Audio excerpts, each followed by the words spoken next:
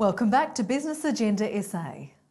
A huge proportion of government and large business spending is done through the process of formal tendering, and with that comes plenty of competition. Justine Northey found out what it takes to get a tender over the line. Tendering for business can be seen as a daunting process, but it doesn't have to be. We went to the experts to find out their advice on how to compete for tenders and asked them, is tendering just the realm of big business, or is there room in the process for smaller players as well? I think a lot of SMEs have the view that tenders are for big companies and to be responded to by big companies. For many small businesses, they may see large-scale tendering as not something they want to participate in. They may not have that capability. For local government in particular, what it means is that we're actually not just looking for large players, and that can happen across a myriad of goods and services. Everything from relatively simple, what we call low risk, low value, high frequency goods and services like office supplies, for example, all the way up to really complex infrastructure developments that could be a bridge or a road or a building or something along those lines. Tendering is a broad term, and in reality there are a myriad of different types of tenders.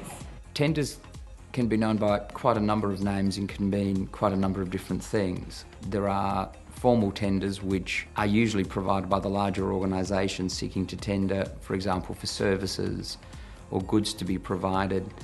You can also have somewhat more informal documentation such as expressions of interests, requests for proposals, expressions of interest being sought. Invariably you will use those documents where you might be a little bit more targeted in where you are going with your tender.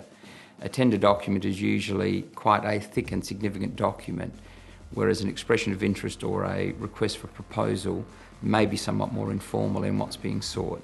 When it comes to tendering, is there a correct way to tender? What are some of the tips that can help businesses get their tender over the line? I think the focus has got to be on understanding the client and what their problems are. I think what we've found, and we do a lot of work on bidding to win in the government sector, is there's got to be a strong focus on building the relationship from the start, understanding your winning bid strategies, focusing on their solutions, but at the same time being able to put that in a really succinct way. Biggest challenge most tenderers have is they write too much and they don't actually tailor it for the audience. So you've got to understand what they're looking to achieve. You've got to meet their evaluation criteria, but at the same time be really confident that your technology or your solution or your service is actually going to deliver on their problem. There will be mandatory items to be filled out in what we call the tender response schedule. There are legislative obligations that we're looking for, like compliance with the Health, Safety and Work Act and those types of things. You've got to showcase not so much your technical expertise, but your industry expertise. That industry expertise focus, I think, is the single biggest factor that differentiates a winning bid from a very average one. Where possible, look to separate yourself, stand yourself out from the crowd, because you might be one of 100 people tendering for that job. You've got to make sure that everything you put into the document you can back up and it's current information. Get it in before time. The most common mistake we would see is a courier wandering around trying to find the tender box. People just need to understand yes, it's a test, but at the end of the day, it doesn't need to be a stress test. Things have changed in recent times, with many organisations allowing you to submit your tender online. Online technology is becoming a very, very common way for all sorts of business to actually bid. It's actually a very efficient process, and that tender capacity, if we put local government and state government into that, you're looking at approximately $6 billion a year worth of tendering going through that type of process. It's always there, we're always spending because we're always servicing and supporting our infrastructure, providing perhaps new and different services to our ratepayer base as well.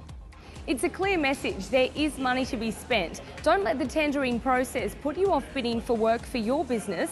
As they say, you've got to be in it to win it.